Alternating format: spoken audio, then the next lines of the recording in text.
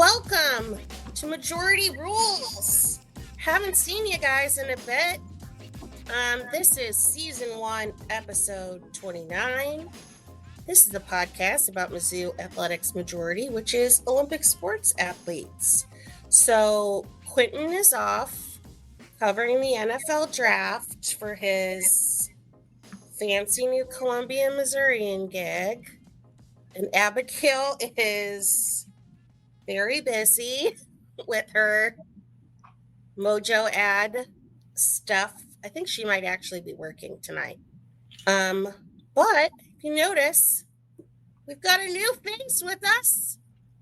So I'll introduce myself and then say what I do, and then we'll go to our new person, and then we'll rotate around. So I'm Karen Steger. I am the host of this podcast and the Olympic sports manager over at Rockin' Nation. I cover sometimes softball, though I've been a terrible softball attendee this year. I do cover gymnastics more than anything, and sometimes I cover swimming also. So let's go to our new guest. Hello, Sammy. Hello, thanks for having me, Karen. First, good to be on here for the first time. And for those who don't know me, I'm Sammy Stava, and I am a football contributor here at Rockin' Nation. It's sometimes basketball, and doing some series previews for the Mizzou Baseball team. Yeah, I feel like between you and Matthew, you guys are like the ultimate utility people. Need help with football? We get Sammy or Matthew. Need help with this? Like, I think Matthew's up to 6 different sports now that he's covered.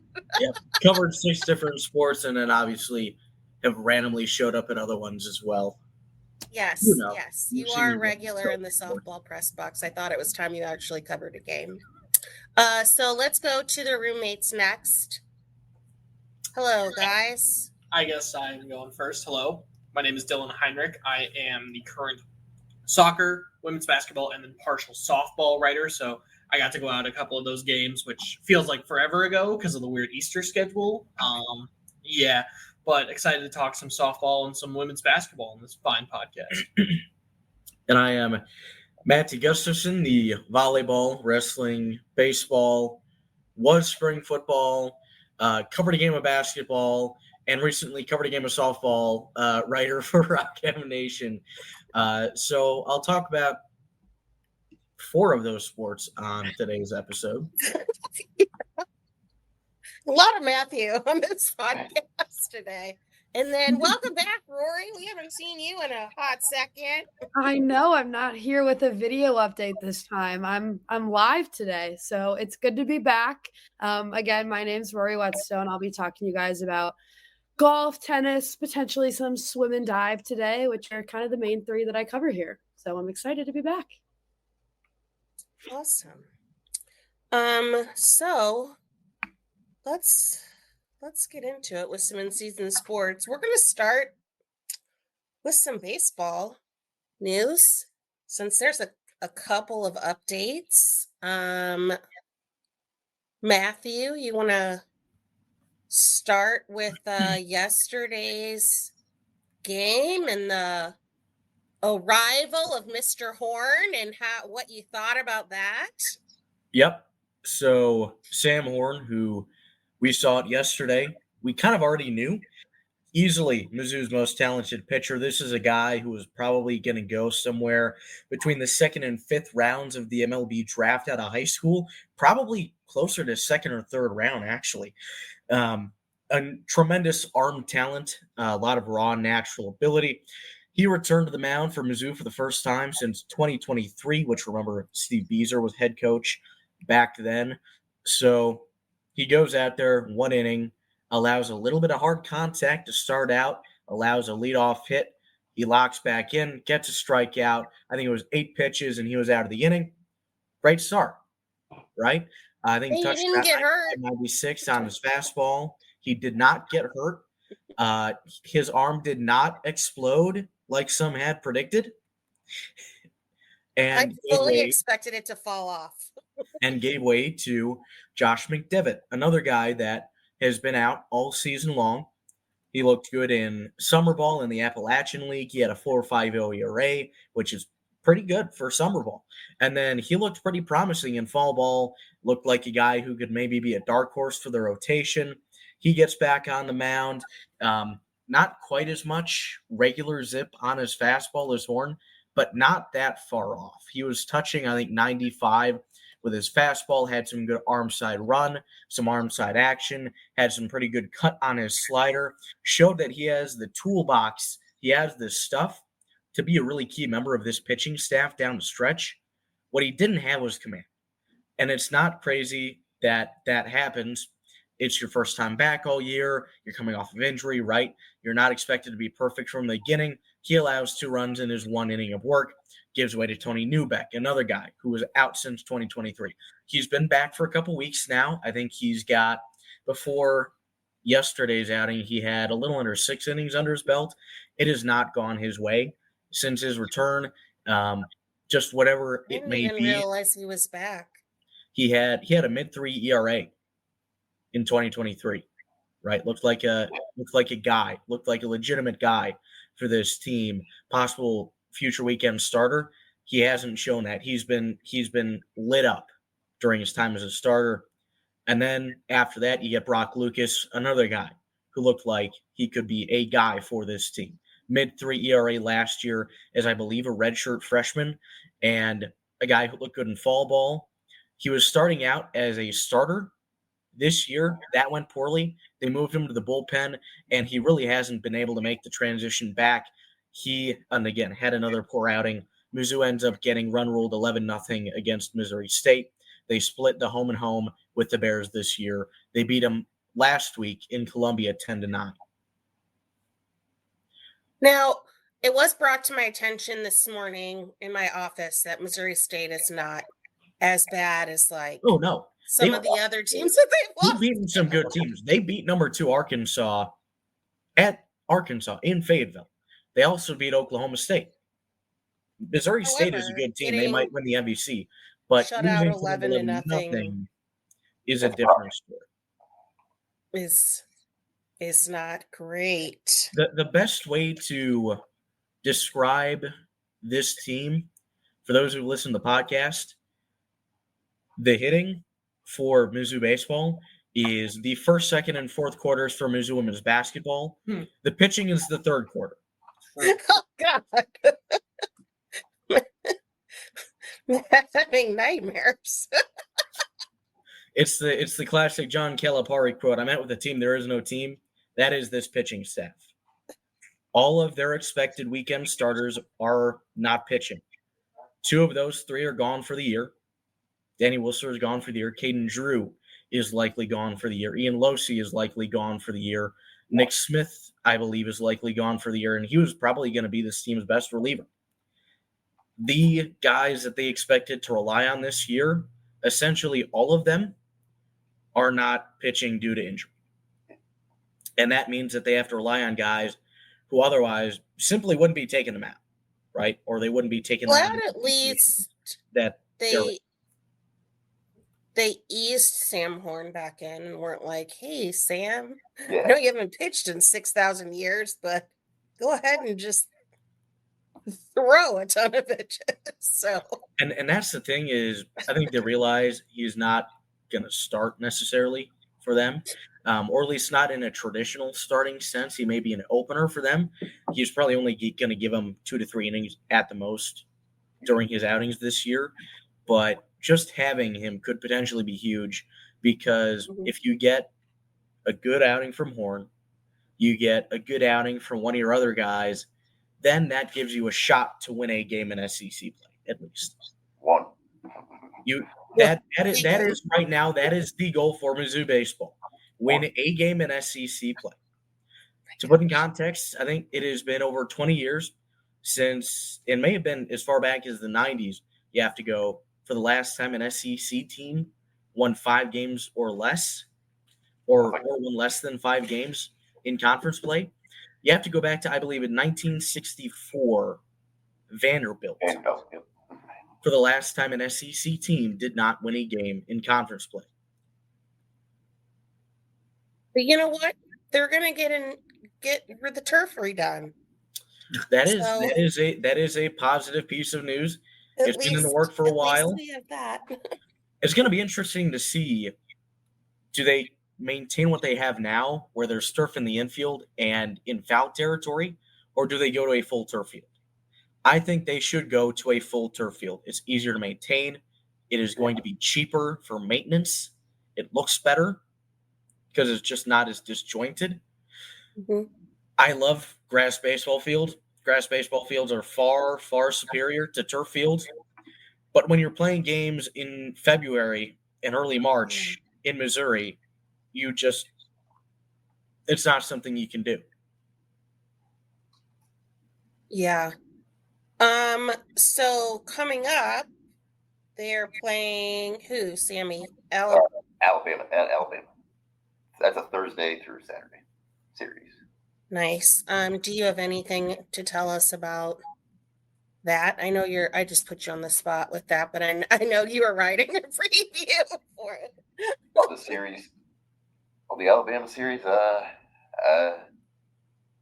yeah, you'll catch my series preview maybe tomorrow or on Rocket Nation, but not expecting much from this team. They're probably going to get swept again. I mean, because you're going on the road at Alabama. They're a pretty good team. They're ranked 18th in the country right now, and they're kind of similar to Oklahoma, where they got swept by Oklahoma at home. So now you got to go on the road, play a good Alabama team led by Justin LeBron, their shortstop. So it's probably not going to be pretty this weekend in Tuscaloosa.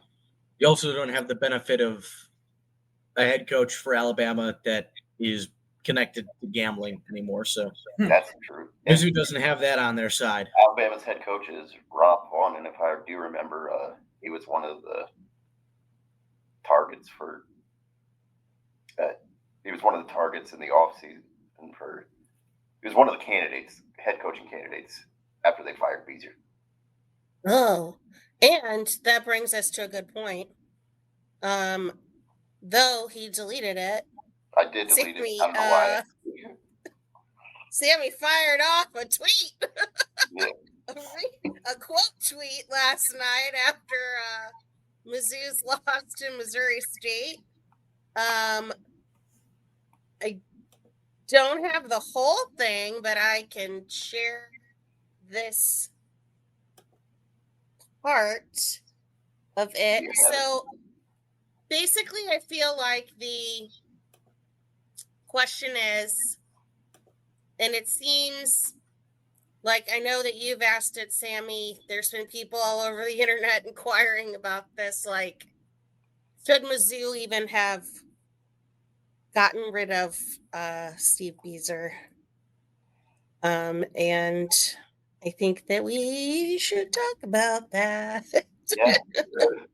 So if you follow me on Twitter or X, whatever it's called, We're going to go with Twitter. Yeah. As you may know, I'm a big Bieser supporter, and I just don't think this program should have fired him, especially after the season he had in 2022. They went 28-23. And I know they were 10-20 in the SEC, but they were competitive. And if it weren't for a rash of injuries, like if they had Tony Newbeck healthy, you can make an argument that this would have been maybe a regional team. And I just don't think they should have fired him, especially after that season, and especially considering that he had one more year under his contract. Yeah, I remember the rash of injuries because I think we nominated it for a Rock Emmy for like the most Mizzou moment or something like that, because they had been doing really well and then all of a sudden They swept everyone got hurt. that year. They swept Tennessee in the SEC opening series. Yeah. So this picture on the screen, this is That's Carrot Jackson's resume before coming to Mizzou. And I'm sorry, that's just not a recipe for success coming into the SEC. if I can jump in here, and this I don't know, this conversation may take a minute now, but I think that, you know, when you look at the cover, obviously it doesn't look great, but you look at the 2-year turnaround at Southern, 32-24, SWAC Coach of the Year, wins the conference, first winning season since 2017 in Memphis. Now, to tell you the truth, the thing that I find most compelling about Jackson's resume before he came to Mizzou is not the head coaching. The fact that he was leading the MLB Draft League, he was an area scout.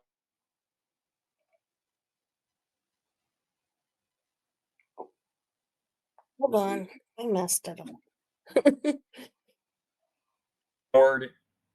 You know, Mizzou is not a place where you can really win going the traditional route. I think that Jackson has the resume that is ideally suited to find hidden gems, to find and develop talent, and to get around a lot of the obstacles that you have here at Mizzou. I think that there has been some talk about him getting fired. Number one, that's just not realistic given the contract, right? Number two, I honestly don't think we've seen what he can do quite yet as a coach. That's true. We did kind of talk about that last time. He started out with his rebuild, focusing on the hitters. This team has an SEC quality offense. You look at some of the Caden Pierce going to the Cape Cod League this summer. Jackson Lovich has been phenomenal. Mateo Cerna, right, has shown a lot of potential. Chris Patterson is doing good things as a freshman. Picarelli, right, and Tyler Macon have raked in non-con, which they both look like potential guys who can break out next year. We don't really know what it looks like on the pitching development side because he just doesn't really have many of his guys there. You look at his guys, right? 5 freshmen this year on the pitching side. You need to give him at least a year, if not 2, to see what they can actually do in the SEC. He's bringing in 9 freshman pitchers next year. Next year and the year after that are when we will see what he can actually do on the pitching development side. And that is what is going to define his tenure at Mizzou. Because we know he can develop hitters, right? We've seen it already. We have the proof of concept. We don't have it yet for pitchers just because it's too early. I think that next year is going to be really important because you're going to see how he develops his first class of freshman pitchers. And then you're going to see the true freshman pitchers coming in. And they're going to have more depth next year because he's going to have, like I said, those are 14 of his guys, 14 of his pitchers that they will have. Now, I'm not saying that their depth issues will be solved, but they won't be anything like they were this year. So I was going to pull this up because there was some talk about begging Steve Bieser to come back. So our guy Tripp, hugest Mizzou baseball fan of all, technically a moderator for the site, though. He just tends to chime in on our Slack channel every once in a while about baseball related things. But he said, why would Bieser come back here anyway? Carrick also gets 0 support in ways to help with making Mizzou competitive in SEC baseball. He also has top pitchers injured, so we had talked about that. Why fire Jameson or Bieser or Jackson if you're not going to give any new coach SEC level support, which is true. I mean, that's why even bother? Just keep him and see what he can do. Yeah, if you're the lowest funded program in the SEC, like they're just no coach is going to have success here, like postseason success here. Yeah. That's number one thing on Laird Beach is what I don't know what Laird Beach can do, but support Mizzou baseball.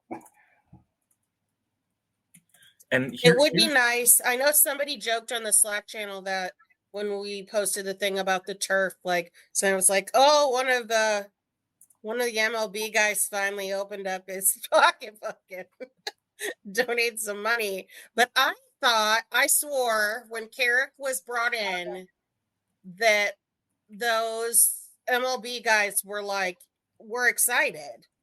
Like I thought that it was going to translate into something. Because Ian Kinsler had a say in the hire. Yeah, so I don't know. But I know that we had said the last time that we all were on was that before we made any determination about what should happen with him, like we need to see what he can do when the team's actually healthy. Like because there's only I don't know who you could bring in and have it suddenly get any better when you have all of your pitchers are injured. So I don't know. Do we think that they end the year with a SEC win? Yes, I think they get one. You think they get one? I mean, you have to imagine just the law of large numbers. The odds of losing upwards, I think exactly 30 SEC games. I know the conference is by far the best in college baseball. This team has very little pitching, but here's the important thing. You get Horn back, and if you can get McDevitt truly back, if McDevitt is the guy that we expected before the season, you stack those two guys in a start, and all of a sudden you've got a shot. Yeah. I think their return could be key to getting that SEC win. They host Mississippi State in their final series, I believe. Are they bad? That might be they might get a win there. We'll hope so anyway. Somebody else I think said, I think Gabe DeArmond was like, because he saw another SEC school or somebody was offering free admission and free concessions or something like that. And they're like, Mizzou should start doing that. Penn State. See if they can get some of the fan base out. Yeah, Penn State offers free admission, and then in their midweek games, it's like $1 hot dog day. Yeah. Like they continue to break records at how many people are at their baseball games because of that. I heard 12,000. People really like the hot dogs. No. That was 12,000 hot dogs. 12,000 hot dogs. Yes. You know, people really like the hot dogs. I look, all due respect, I am not trusting a hot dog that they're making in State College, Pennsylvania. But whatever. No. You're such a snob, Matthew. Quit one last thing on baseball. One last thing. This is by far it has the most untapped potential of any program. You look at why did they invest in women's basketball? There's the potential to turn that into an actual revenue or near revenue sport, right? You're getting fans showing up, over 10,000 fans per game in some places for women's basketball. Women's basketball can be successful at Mizzou. We know this. Yes. Mizzou Baseball has historic success. The SEC, most of those programs are at the very top of the nation in attendance. I'm not saying this will happen at Mizzou, but there are teams in the SEC that get over 10,000 fans a game. There is no reason why, given the success Mizzou has had in other Olympic sports, given the fans that they have gotten in those sports, Mizzou Baseball cannot average at least 3,000 fans per game. But they need to put a relatively... They have to put a relatively competent product on the field. I'm so sorry. If you get Mizzou Baseball to be even an average SEC team, that means that most years you're making a regional. Every once in a while, you might even win a region. If you do that, fans are going to show up. Fans are going to pay for concessions. They're going to pay for tickets. And this program will generate revenue. You If are you not build going it, they to will generate come. revenue unless you spend money. Yep. You have to spend money to make money. And I thought the fan base support was there under Bieser. A lot of the seasons, Bieser was there. Like, no, they didn't make a regional in his 7 years here, but they were pretty dang close. If you look at 27, his first year in 2017, they went 14-16 in the SEC. 2018, they went 12-18 in the SEC. 2019, they were 13-16-1. They actually tied a game versus A&M. If they would have won that game at A&M that season, they were probably a regional team in 2019 because they were the first few out. I can remember from the selection committee. So they just missed in 2019. Then 2020, they started out 11-5 with wins over Oklahoma and Texas, but that was the COVID year. Yeah, I believe that was Mizzou's postseason ban year. For like the one person that the whole like one baseball player with that stupid cheating thing.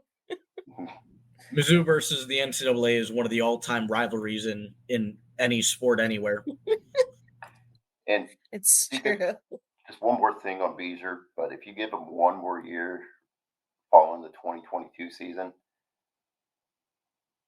Ross Lovich, Ty Wilmsmeyer, Dalton Bargo, they all probably stay. I remember all that. They all probably stay for one more year at least. And that's why I don't think they should have fired him. But they did, and now look. This is where the program is at We right just now. have to see. Yeah. All right, on to happier things. Rory. Well, at least the golf part's Right? It's happy. I mean, well, what's her? The Bianca seems pretty excited about. Yeah. Tennis did.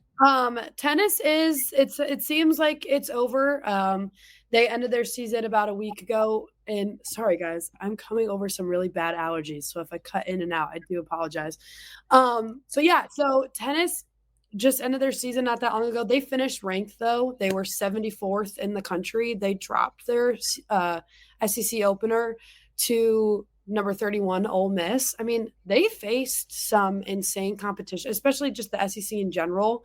I mean, the number 1 ranked team is in there, number 2 ranked, like crazy competition. And Bianca Turati was really impressed with this team throughout the season. There is a lot of talent within this team, and just what they can continue to do. So just, I mean, overall, a good showing from them. They beat Florida for the first time in the way they did in program history. I mean, so there is. I mean, as much as it is unfortunate to say their season is over. They got an SEC win. Right? Exactly. Still some positive takeaways for them. But, I mean, then switching gears into golf, they had both the men and women had excellent seasons. It was announced today that Fiona Tinan will be making an appearance at the NCAA regional. She was selected today. So that's huge for them. I mean, I talked about it in the fall that the women's team was excelling at a rate never been done before in school history. And it was going to be a test of whether they continue to do that in the spring. And it's exactly what they did. They had a fantastic season. So Fiona Tinan will individually continue to play. Men's golf, they are competing in the SEC championships currently. So they opened play today. The way the SEC championship works for golf is after 3 days, the top 8 teams in the standings will advance to match play with the quarterfinals and the semis on Saturday. The team is currently in 12th. However, they are not far behind the rest of the pack. So there is a chance that they will make it to those quarterfinals. It's all just kind of up in the air, however they continue to play over these next 2 days. But today, again, they open play. There's 3 top teams in the nation, and 10 of the top 20 are in this field. So, oh my gosh, I mean, men's golf in the SEC too. You can look at who's on like the PGA Tour and everything too, where they came, and it's a majority of SEC schools. So they're just 4 strokes out of 8th place. So they finished above number 3 Texas, number 26 Tennessee, and number 18 Vanderbilt during the opening round. Virgilio Paz led Mizzou with a 2 under, shooting 68, which was the best score of anyone on the team. Best score of anyone on the team since the second round of 2023. He had 4 birdies on the day. He did have 2 bogeys, but obviously still working. Trent Murrell was second on the team during those first 18 holes, shot a 1 under 69, and it is his SEC championship debut. So for a freshman, I mean, as you've seen recently, I don't know if whether you're looking just through Twitter or pieces I put out on Rock M, Trent Murrell's had a fantastic showing in his rookie season. Golf's got a pretty young team, too, don't they? Mm-hmm. Yeah, they've got a solid core, so it'll be. I'm hoping that they make it to the quarterfinals here. So, yeah.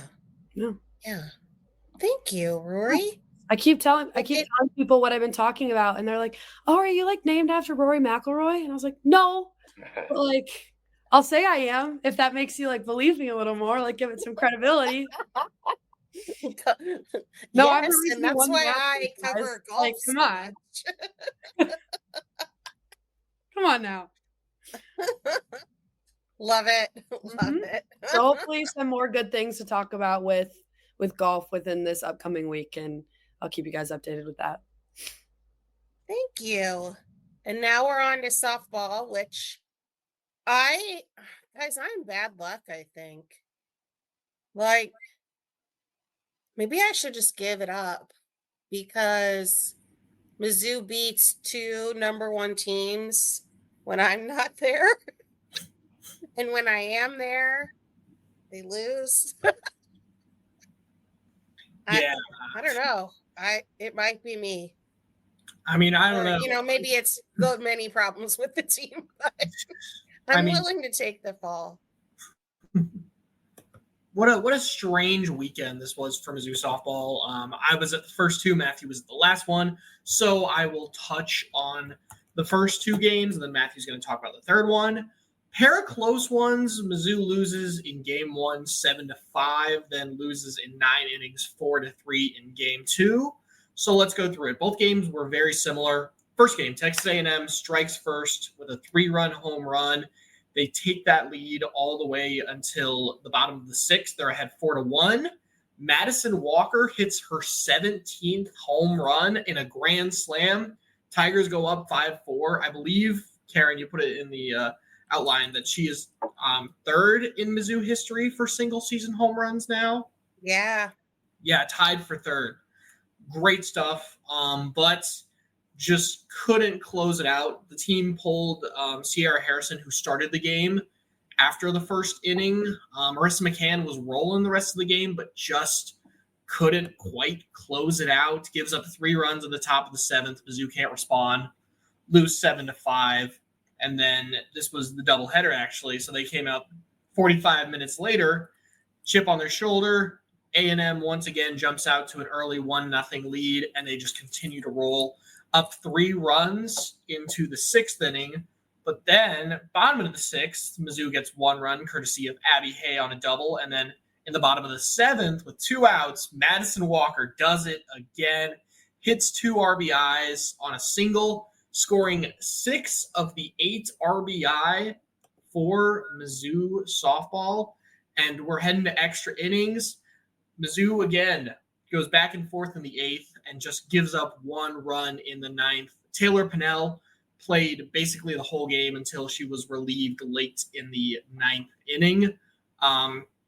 So Mizzou, very, very close. Closer, Taylor Pinnell. Yeah, closer. She's basically a full-blown starter now, which the thing with Mizzou is the pitching identity really isn't there. They don't have the star power of the elite pitchers like Sierra Harrison, Marissa McCann, Taylor Pinnell, all very good pitchers, but they're not a true ace in the same way Lauren Krings was. Lauren Krings. Yeah. That Texas A&M has. And B, they don't have the depth to rely on that. So if you don't have a true ace, you're hoping to have the depth. They have 3 really good pitchers, but once you get past that, it's really juggling the dice. You don't see them like to go beyond 3 pitchers in SEC play. So it's really just been a consistent issue of leaving in pitchers too long, which is what we saw with both McCann and Pennell. If they had the depth or if they had that true ace, that wouldn't be an issue. But these are the sort of things with the roster construction they happen to have this year. So again, 2 really good performances from the team, but when you're facing number 1 Texas A&M, pretty good isn't going to cut it, which is why they were really good the next day. Yeah. And they'll say that Texas A&M is the number 1 offensive team in the country. Yeah. So what they did for the game Matthew's going to talk about is like pretty freaking incredible. You kind of had the feeling heading into the final game. They were so close. They battled so hard, came short both times the previous day. Either Mizzou's going to get over that hill, they're going to get the win, or they're going to get blown out. They didn't get blown out. In fact, they dominated number 1 Texas A&M, run ruled them in 5 innings, 9-1, on the strength of 4 home runs, which accounted for, I think I'm correct, 7 of the 9 runs scored by the Tigers. Julia Crenshaw leads off the first, hits a homer to left. Later in the inning, Mizzou continuing to pile it on. Kara Daly, homer to left, 4-0. Bottom of the third, Madison Walker continues her weekend home run to left. Kaylee Langer, who previously, I think to the last 6 games, she had 3 home runs in 256 plate appearances. Her last 6 games, she's got 3 home runs in 18 plate appearances. She hits another home run, and Stefania Abrascato hits a single through the right side, scores Nevaeh Watkins, and clinches the run rule victory. Mizzou allows 1 run, that being in the top of the third. Really, really good start for Sierra Harrison, and then Mercer McCann comes in for the final 2 innings. This was not necessarily a dominant start. A&M threatened pretty consistently throughout this game, but Mizzou's pitchers were just able to find a way to battle back and avoid giving up runs, and so Mizzou was able to get it done. 9-1 win for the Tigers, and a little bit of hope heading into these final few weeks, right? Because we've talked about all year long, this team has the talent. They've shown it. They have the ability to make the postseason. They haven't put it together. This is the kind of game, and I'm not saying it'll happen, but this is the kind of game that can lead to a breakthrough for a team. If it's going to happen, it has to happen now. They've got to go 5-1 over their last 6 games, but they don't have to face another team the likes of Oklahoma, Texas, or Texas A&M. 3 teams which they have been competitive with outside of, I think, the run rules. There was 1 run rule for Oklahoma. There was 1 run rule against A&M. Outside of those, 1 by Texas. Not run rule fan, 1 for Texas. Thank you. Outside of those 2 games, they've been right there with those 3 teams the entire time. They've got the talent. Are they going to be able to convert on it? Are they going to be able to make good on it these last 2 weeks? What's so crazy to me is they have 4 SEC wins, and 2 of them are against the number 1 teams in the country. Like, that's just, this is the same team that lost to SIU. It's Carbondale, guys. I think that's the question. Is so Matthew mentioned the magical number of 5-1. We're still working out the details, but I think another realistic path is 4-2.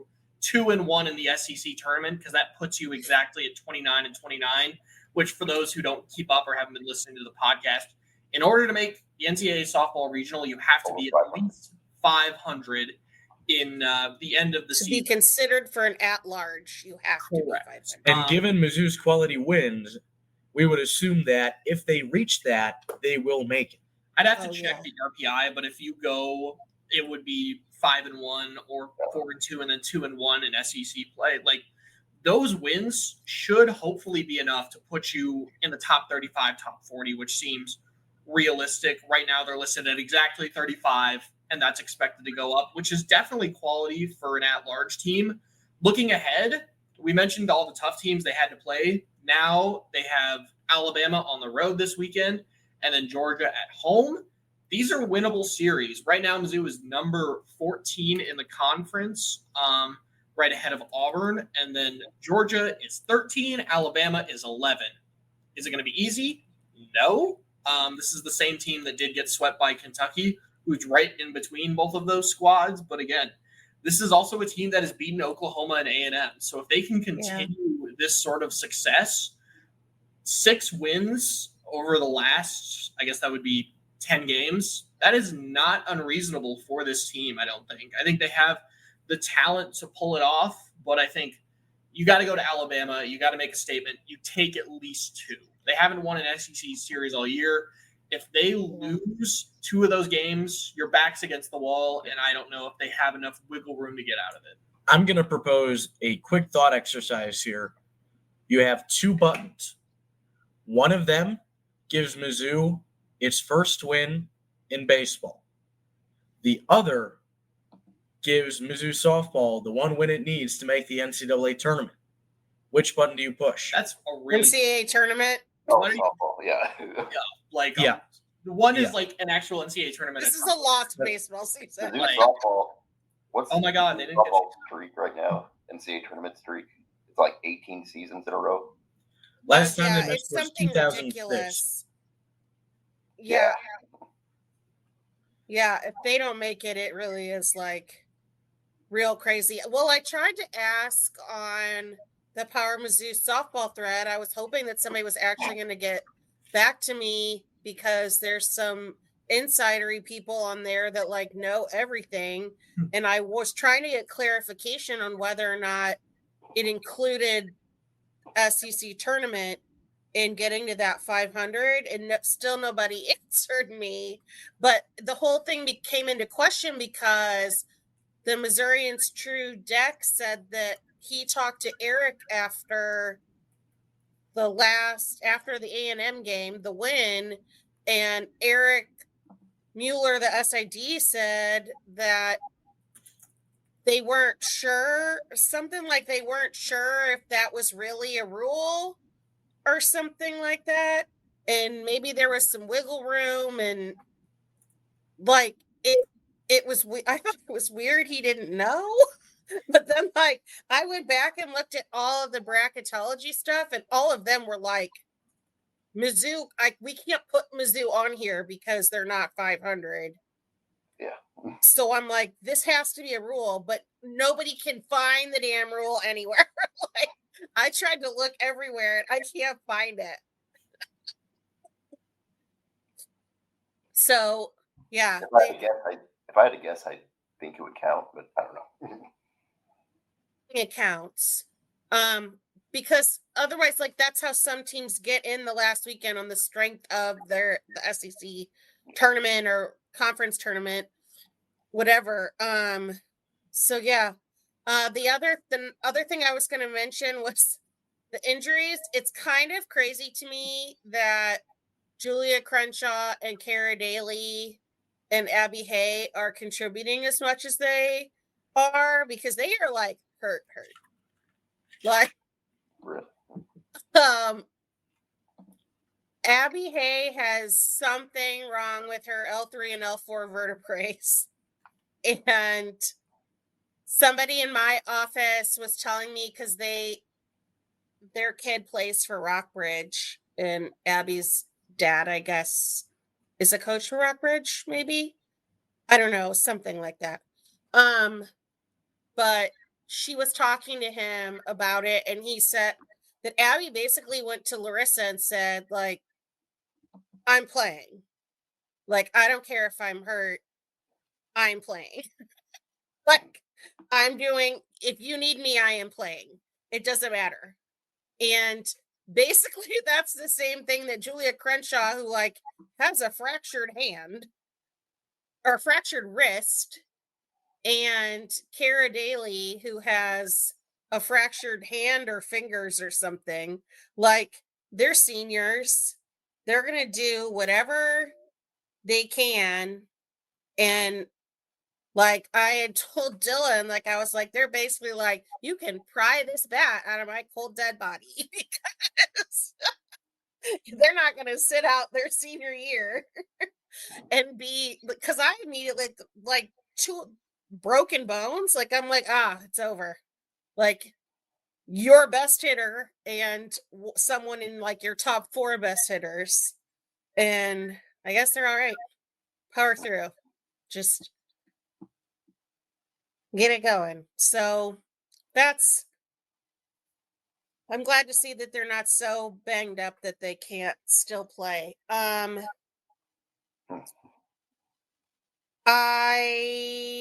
We're going longer than I anticipated, so I'm going to skip the question of the day. Maybe I'll ask it on Twitter or Rock M Plus or something like that. Good morning, Tiger fans. My name is Abigail Klaptaskis, and I'm going to give you a quick rush hour morning update. Here are the top 5 things you need to know about the Missouri Track and Field team.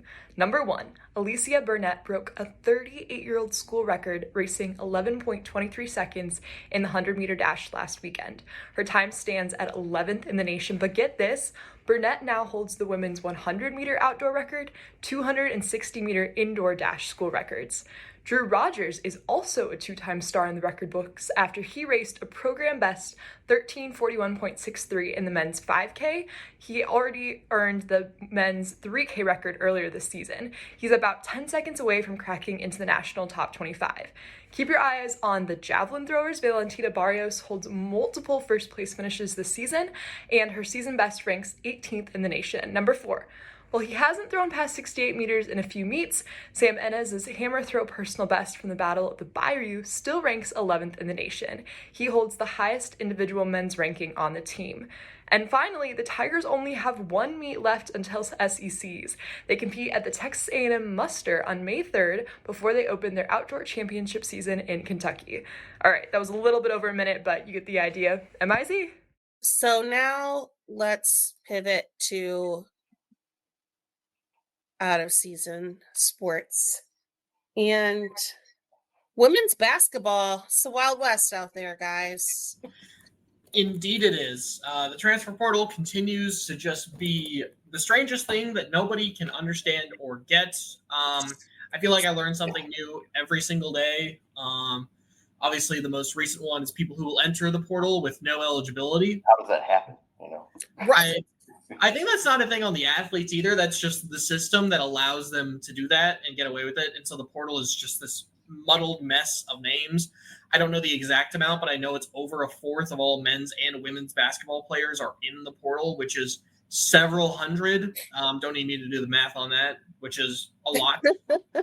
Obviously, Mizzou women's basketball has taken a lot of the brunt between graduating players, a new coaching change, new coaching regime.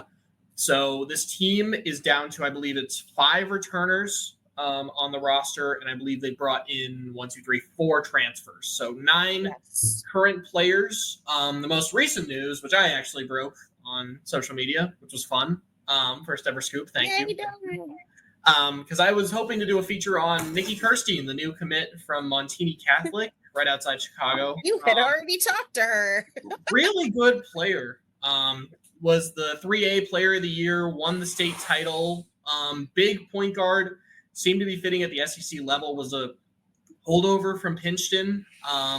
When I spoke with her back before the Harper hire, she was committed to Mizzou, seemed pretty strong about it. The Harper hire happened. She spoke with her pretty immediately, didn't have a lot of contact after that.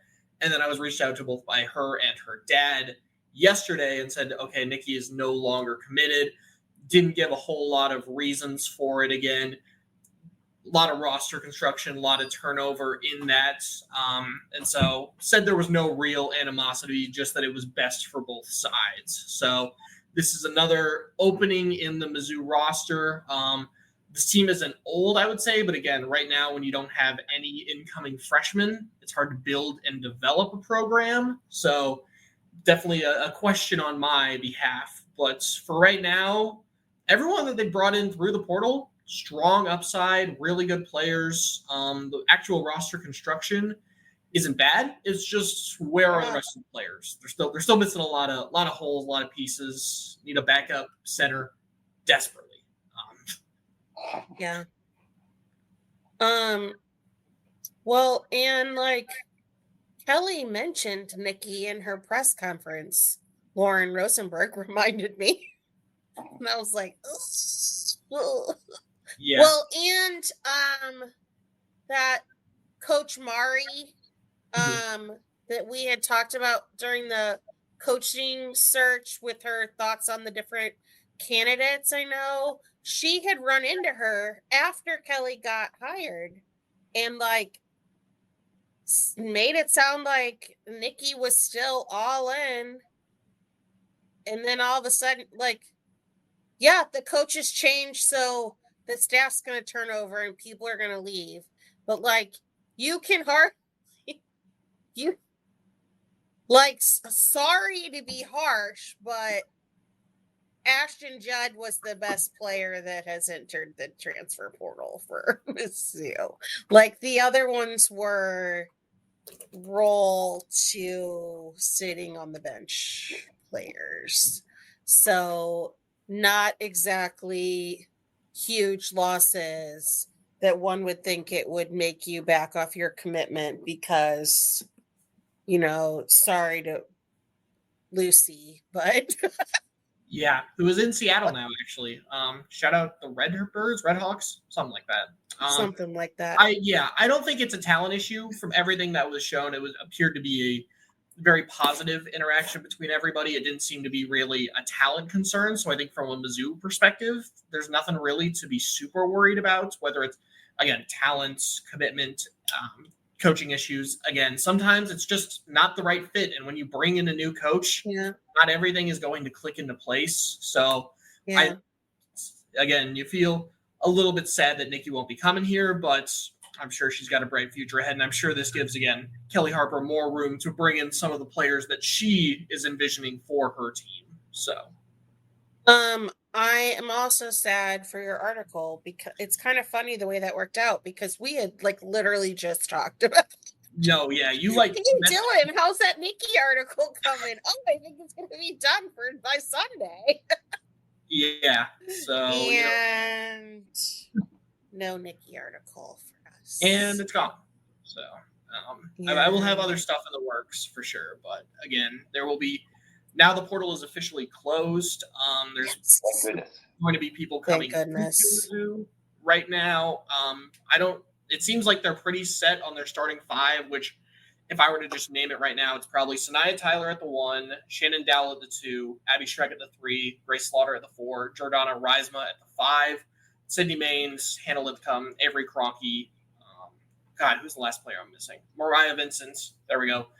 As potential bench or depth options. So this is a team that I don't think needs 15 players, but if you bring in 3 more pieces who can come in off the bench, who can be good depth pieces, good leaders in the program, maybe, again, you bring in a walk-on for a year or two just to fill up the depth in that roster. You see that happen a lot with women's basketball, especially due to injuries. Again, there's always the question of NIL quantity versus quality. They're bringing in a whole bunch of new players, and all of them got to get paid at least somewhat. So I'm very curious to see what this end roster looks like, but I can tell you right now, Kelly Harper is not done. Nowhere close. Wasn't the final player they brought in another transfer from FAU? Sydney Maine. Yeah. Sydney Maine. Yeah. Was it? Oh, wait, no. Oliphant went in the portal. That's correct. Okay. Because we thought that she had picked up another portal entry very early on Easter morning, and I would like my time back. The amount of time I spent on Skim Milky's Discord searching frantically for Mizzou information and bothering poor Skim. Like, you hear anything? You hear anything? This staff is tight-lipped. I have been told they do not want to say anything. They are not getting any information from them. But I will say I think that Kelly has quietly built brought in a good class. Yeah, I like his roster. Yeah. Like I Tyler think and Dowell. Dowell and Reisma, I think, are the two headliners. Dowell, I think, is an immediate impact player from a scoring perspective.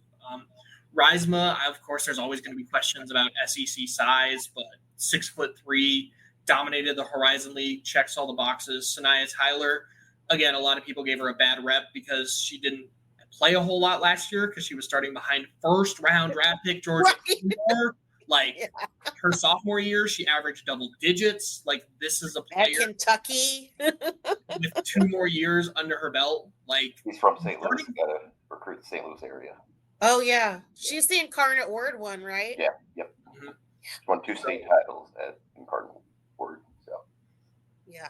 The starting 5 is in a really good spot. You have a lot of experience on your bench. Sydney Maines was off to a red-hot start, but has some injury concerns. But if she can stay healthy, that's going to be another important piece. It's really just, again, The one that tore like everything in her knee.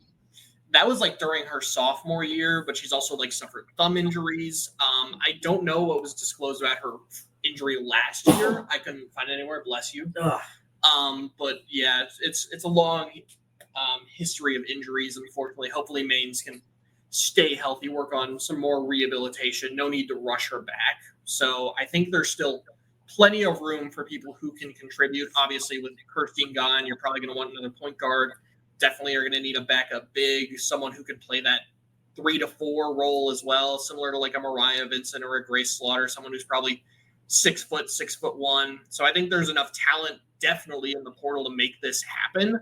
It's just really depends on who and when. Well, and she's still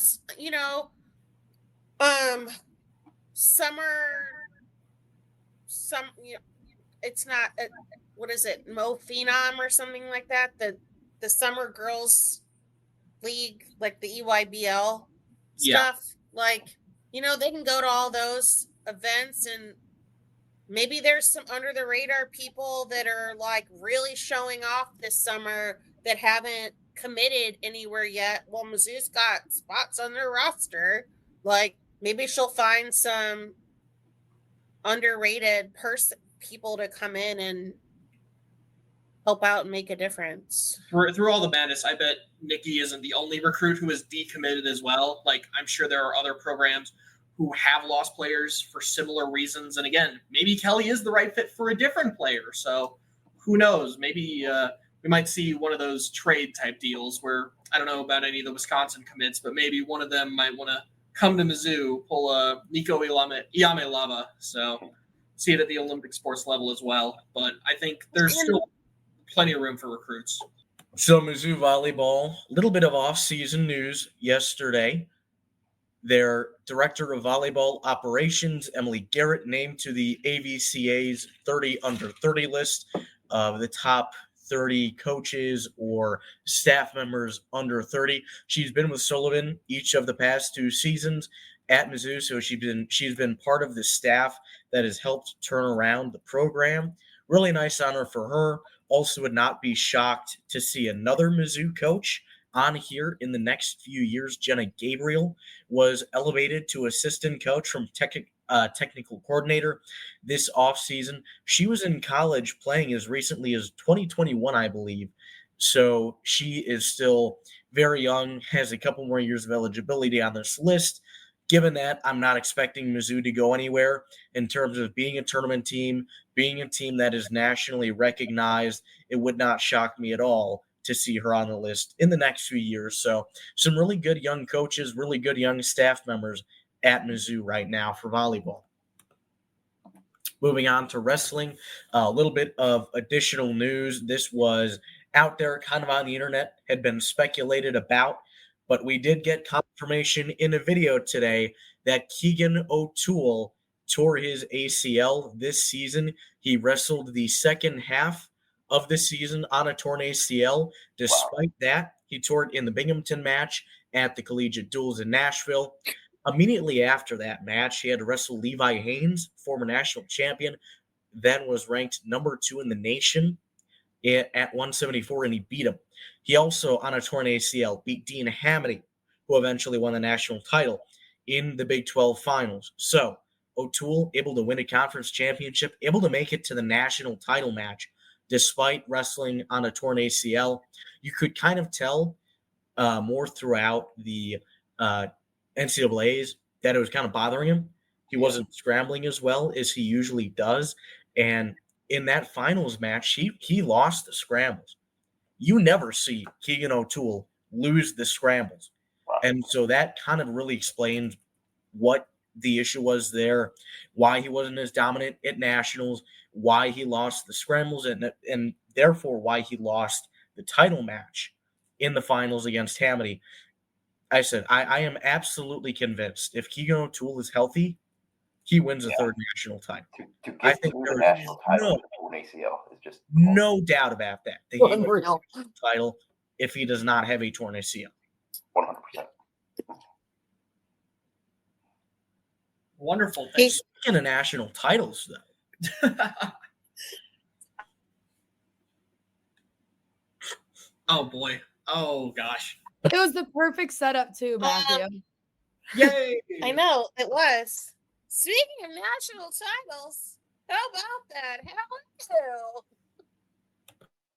Just Miss Bounce being queen of the world. I think I saw something on Twitter that said, Helen, who is done, there is no more balance beam. Like, there will never be balance beam again without our magnificent Helen freaking who out of 4 possible postseason event titles, won 3 of them. The only one she didn't win was regional finals. Faith Torres at Oklahoma took that one.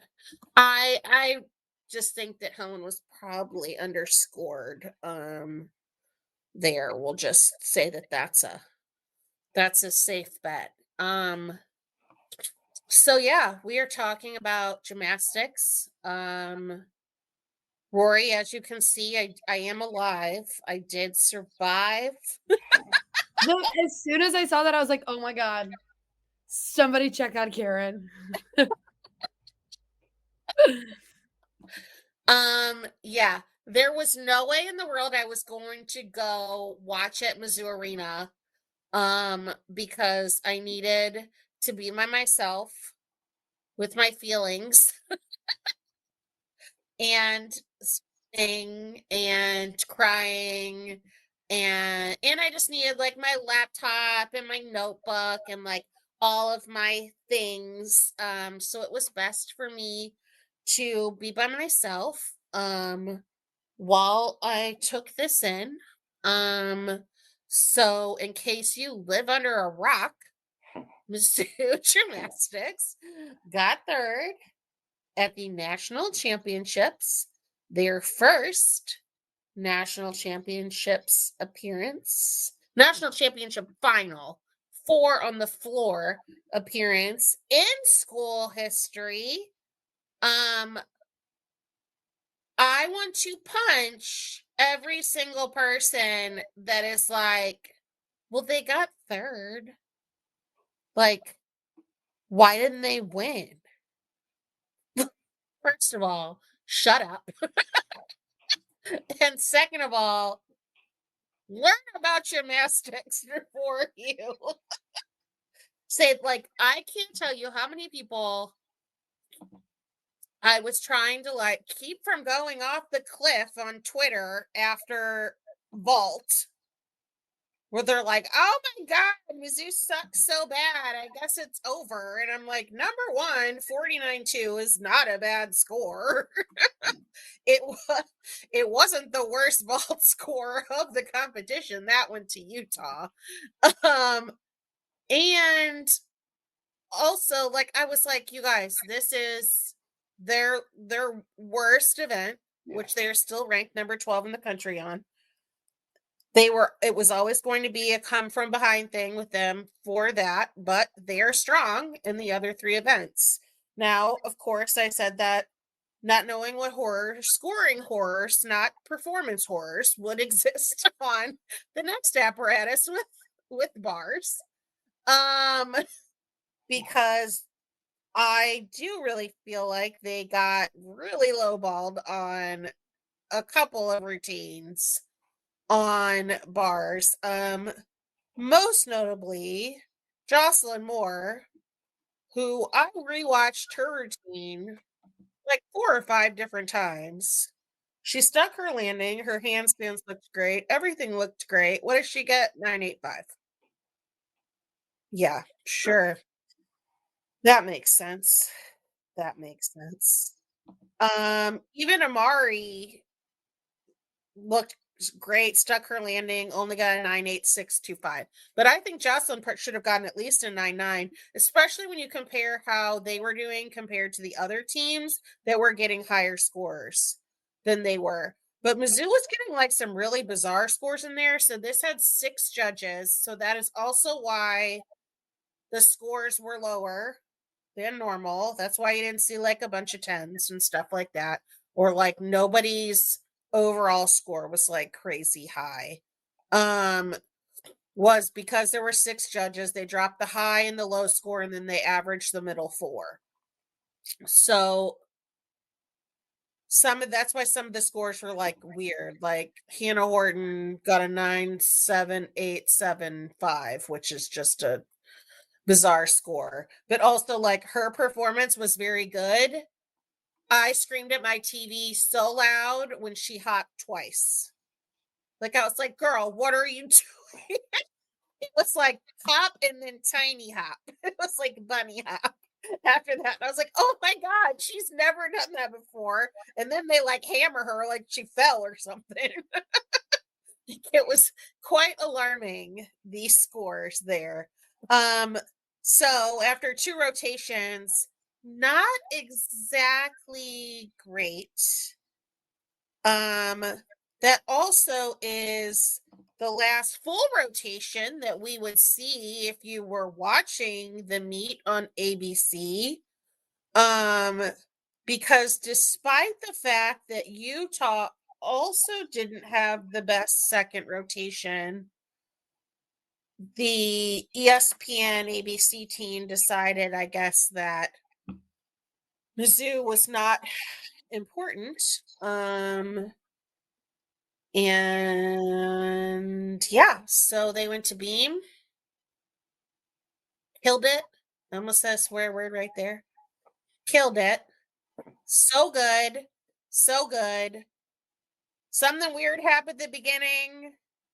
Nobody understood really what happened. Still to this point, I'm not entirely sure. We can't really be sure what Shannon ended up inquiring about. And what exactly the judges didn't award Amy Weir points for that they did end up later.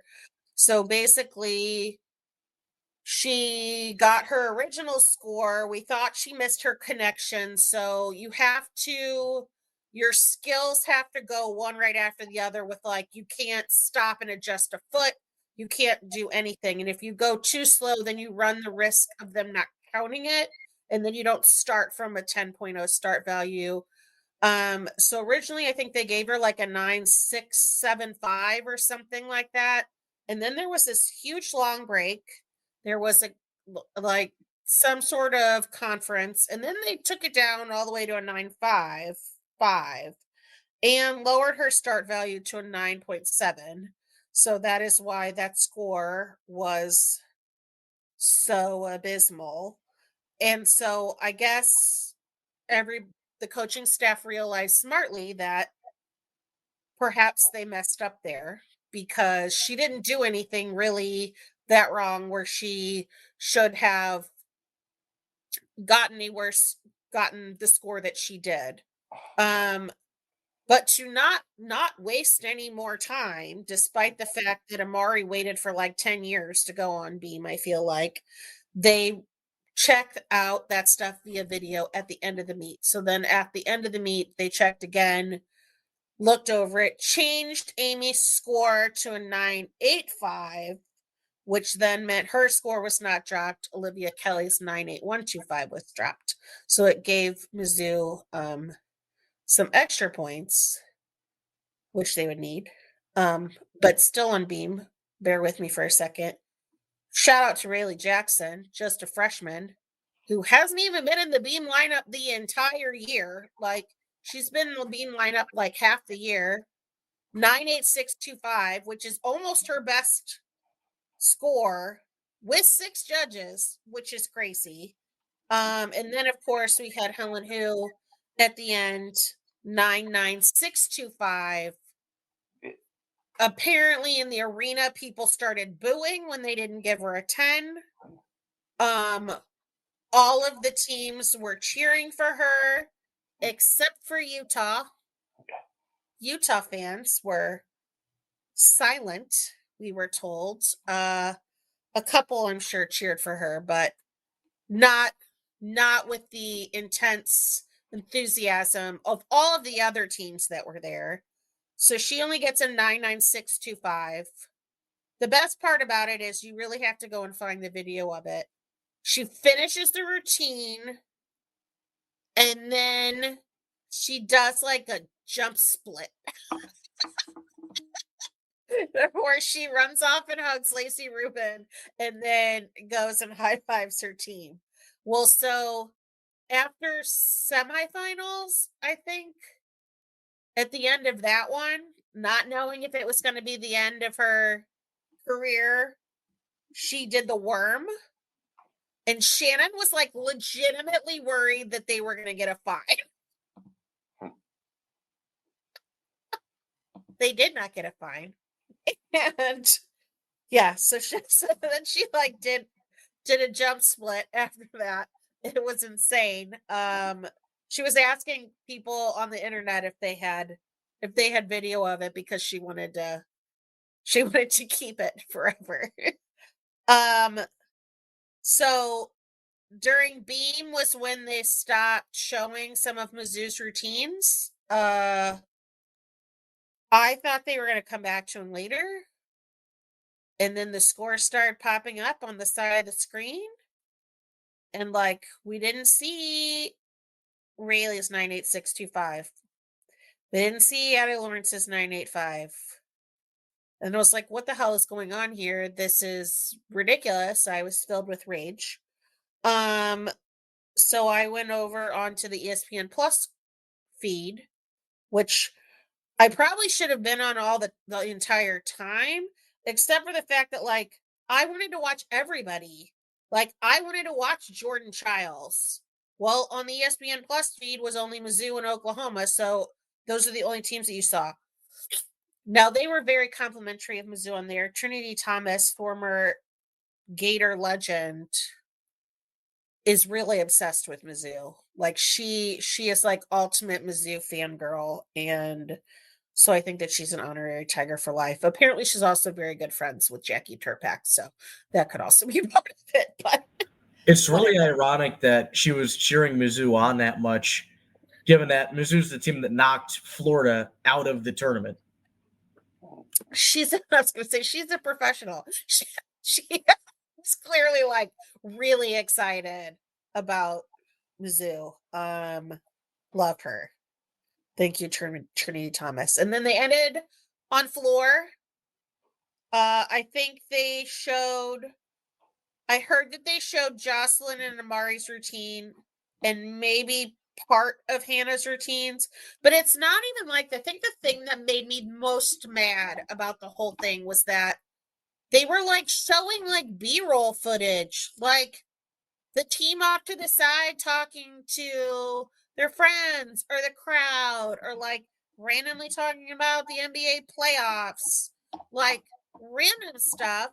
And in the meantime, you could hear Mizzou's floor music being played, and they just weren't going to Mizzou on floor. So it really was super infuriating, especially given the fact that Kennedy Griffin scored the third highest score in the whole damn meet. She got a 995, and the only way you even saw it was if you were watching it on ESPN Plus. And that, it's crap. It makes me so angry. And yeah, I'm still heated about it because I haven't had time to go back and watch. So like I still didn't see Rayleigh, Addie, or Liv's beam. I did see all the floors because I did get over there fast enough over on the ESPN Plus. So Mizzou ends the meet with a 49.4875. Awesome score. Second, tied for the second highest floor score of the meet. Utah does really bad on vault. So the scores say, again, I didn't see it because I was on ESPN Plus. Apparently the last girl like fell like real bad. Fell. She got an 8.75. So if that tells you how that went. So they dropped that score, but then like they only had two scores that were even in the 9-8 range. So they ended with 49.125. It was very confusing. The whole thing was madness. We didn't know what was going on. It showed up Mizzou was fourth by like 0.025, and then all of a sudden Mizzou was third, and everybody's like, what the hell? Like, I have people being like, Matthew's messaging me like, Mizzou got third. And I was like, no, they didn't. They got fourth. I'm looking at Verdius right now. It shows fourth. He's like, no, they got third. Like, nobody knew what was going on. And then it finally came out that they ended up third. So amazing season for Mizzou Gymnastics. We get to talk to Shannon and Amari tomorrow. I can't wait. Yeah, so just the best season. I think between all of us that looked up all the stats, this is the best. This is for sure the best women's finish ever. Best, and then this is best Mizzou finish all time since wrestling. Yes. Third. The best third place Mizzou in finish 2007. all time since wrestling finished third in 2007. Yeah, That's pretty remarkable. it is pretty insane. Fun to watch too. I think Yes. they may have also had an individual national champion in that year. I think that might have been one of the Ben Askren years. Let me check. That sounds about right. Let me. That seems about the right time frame for that. Yeah. Yeah, so amazing season for Mizzou. Gymnastics, they finished third in the final rankings. That's the highest that they've ever finished. 2 events in the top 5. They finished fourth on bars and floor. Their first individual national champion, and Helen, who like 7 or 8 All-Americans, like just really insane how great they did. Yeah. And they are going to be losing a lot. Yep. But that's to talk about for another time. And I was correct, by the way. 06-07 were the Askren championships. So, yeah, there's the common connection. Individual national champions, and the team finishes third. That's pretty awesome. Yeah, so just a really great season for Mizzou Gymnastics. I hope that everybody that got so into it at the end of the season this year will continue to support them next year, because they are going to have 6 home meets next year, which is, they only had 3 this year. So already going to be better. And they will be bringing in Oklahoma comes in, and LSU and Florida all come to Mizzou Arena next year. So that's going to be insane. So yeah, really amazing stuff. For St. Louis folks to check it out, I don't know if they're in St. Charles again next season at the Family Arena. Jackie about that. She wouldn't tell me one way or the other. From me as a media perspective, I hate that meet. Okay. just because like like this year they already didn't have that many home meets, and then they essentially gave away a home meet for this meet. And then like, it's in February, you got to contend with the weather. God knows if you're even going to get there. Got there this year, but not the year before. I will say it is nice for their NQS though, because it counts as neutral, right? Yes. Yeah. So that is true. I didn't even think about that. Yeah, because they do have so many home meets next year. I mean, I'm not really worried about them because Mizzou does really well on the road too. Yeah. I mean, like they have a 197.8 to end the season. They had a 197.7 5 at Florida that should have been like a 198 if the judges in the swamp would have actually judged them on their performances. Yay, love subjective scoring sports, just so much fun. Yeah, so Mizzou gymnastics, amazing. Super excited for the future. Yeah. Hats off That's all I have to say about that. Hats off to Shannon Walker to what he's built. Yes, it is. SEC Coach of the Year and Central Region Coach of the Year, Shannon Walker. Yeah. Between that staff and the people on the team, it was the most fun ever in my life. And that's saying something considering I loved the softball team last year so much too. And I'm like, no, hands down, best team ever. So Rory, did you give the swimming update? Yeah, I can give it right now. I'll be brief with this. Ian Everett, he's from Kansas City. He will be joining the Mizzou swim and dive team next year. He will be transferring from Indiana. If you don't know a lot about swim, Indiana is a powerhouse when it comes to swim and dive. They have had multiple Olympians cycle through their programs. Oddly enough, there's multiple of us on this majority rules team that Indiana was our second choice for schools. So I do have an Indiana sweatshirt signed by actually a couple Olympians. So I do still keep that one around. But Ian Everett is a special talent. He specializes in the 50, 100, and 200 freestyle. He is a 5-time All-American. Not only that, he's a Class II Misha Swimmer of the Year and was a state champion in the 150 free. Will be a huge bolster to this roster. They're going to lose a bit of talent like Grant Pachensky, for example. But, with the swim and dive was team, really big in the sprints. Yes, exactly. He's a big of the season in those relays. Yeah. Mm-hmm. This team has a lot of talent, as you see, and what they were able to do towards the end of the season. Just kind of missing pieces here and there, but overall positive. I think he'll be a great addition to this team. It seems like he did redshirt at Indiana last year. There were no stats from his time there, but just everything he was able to do. Yeah, while he was in the state of Missouri and swam in high school was incredibly impressive. So I'm sure he will make a big mark at Mizzou. Awesome. Thank you.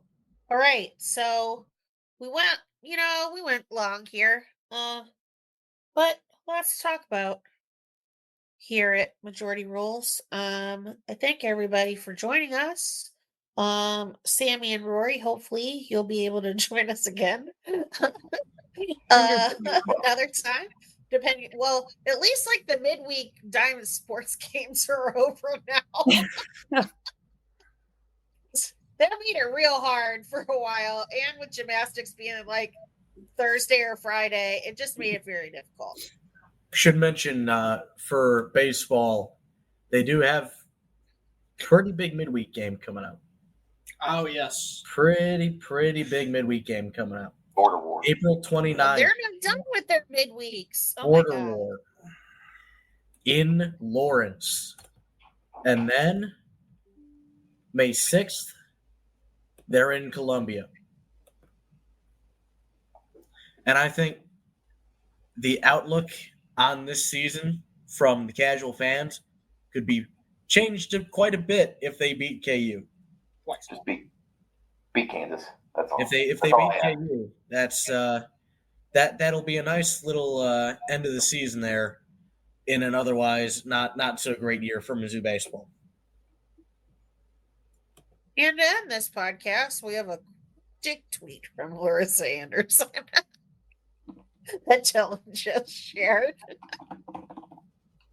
He's back, folks, with their dick tweets. You never actually know who they're directed at. You see the same people on the way up as you do on the way down. Hashtag own it. You know what I would like to see? I'll leave you with her at a press conference.